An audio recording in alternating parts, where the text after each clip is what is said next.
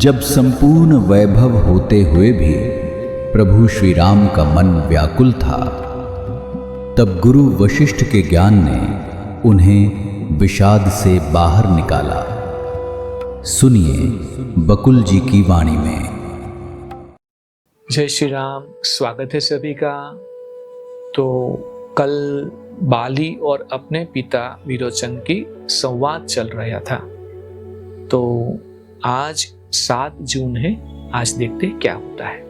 आज का श्लोक है, अवश्यम भवितव्याख्यस्वेह या नियति क्रिया उच्यते दैव शब्देन सा नरैरेव नेतरे। अर्थ है, जब लोग ईश्वर की बात करते हैं तब उनका अभिप्राय उस अनिवार्य रूप से घटित होने वाली घटना से होता है जो उनके नियंत्रण से बाहर हो तथा प्राकृतिक रूप से घटित हो। बहुत सुंदर समझाया है।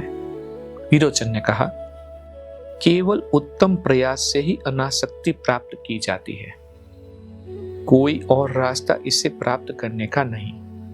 लोग प्रभु की कृपा या भाग्य की बात करते हैं, परंतु इस संसार में हम सब शरीर तो देखते हैं, भगवान नहीं। जब लोग ईश्वर की बात करते हैं तब उनका अभिप्राय उस अनिवार्य रूप से घटित होने वाली घटना से होता है जो उनके नियंत्रण से बाहर हो तथा प्राकृतिक रूप से घटित हो। इस प्रकार पूर्ण संभाव की प्राप्ति और सुख और दुख की समाप्ति भी ईश्वर का अनुग्रह माना जाता है। ईश्वरीय अनुग्रह, प्राकृतिक व्यवस्था और उत्तम स्वप्रयास से भी उसी सत्य के सूचक है। भेद का कारण है बस गलत धारणा या भ्रम। उत्तम स्वप्रयास के द्वारा मन जो भी धारणा बनाता है वह फलित होती है, और जब मन उस फल का अनुभव करता है तब सुख दुख आदि की अनुभूति होती है। मन ही करता है जिसकी भी वह कल्पना करता है। प्राकृतिक व्यवस्था का या क्रम अर्थात नियति उसे रूपायित और प्रत्यक्ष करती है। मन उस नियति के विरोध में भी खड़ा हो जाता है। इसलिए यह भी कहा जाता है कि मन प्राकृतिक व्यवस्था का उत्प्रेरक है। जिस प्रकार आकाश में वायु विचरण करती है, उसी प्रकार जीव अर्थात व्यक्ति इस संसार में कार्यरत होता है और वही करता है जो नियति अर्थात प्राकृतिक व्यवस्था के अंतर्गत हो। परंतु ऐसा भी लगता है कि वह स्वार्थ पूर्वक या अहंकार पूर्वक काम कर रहा हो। इसी प्रकार वह प्रकृति से उत्प्रेरित होकर क्रियाशील होता है या शांत खड़ा होता है।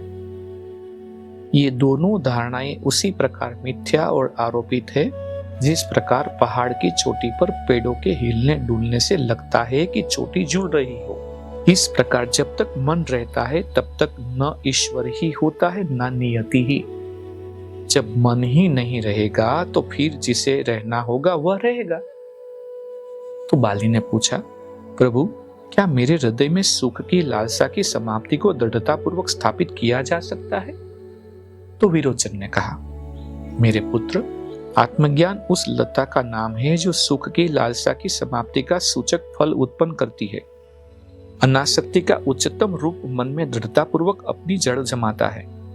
अतः व्यक्ति को बुद्धिमत्ता पूर्वक अनुसंधान के द्वारा आत्मा का दर्शन करना चाहिए और साथ ही सुख की लालसा से पिंड छुड़ा लेना चाहिए। यदि बुद्धि अभी जागृत न हुई तो व्यक्ति को अपने मन के 2 भाग इंद्रिय सुखों में लगाने चाहिए और 1 भाग शास्त्रों के अध्ययन में, और शेष भाग गुरु की सेवा में लगाना चाहिए। जब मन आंशिक रूप से जागृत हो जाए तो उसके 2 भाग गुरु की सेवा में लगाने चाहिए और 1 भाग अन्य दोनों में।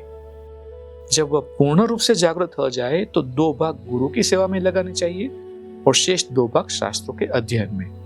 परंतु यह सब होना चाहिए अनासक्ति पूर्वक ही। ये जो अंतिम पैराग्राफ वो आप एक बार फिर से रिवाइंड करके जरूर सुनिएगा। आज यहाँ पे विराम करते हैं, देखते हैं कल क्या होता है। जय श्री राम। इस ज्ञान यात्रा में हमारे साथ बने रहने के लिए चैनल को सब्सक्राइब करें और बेल आइकॉन दबाएं।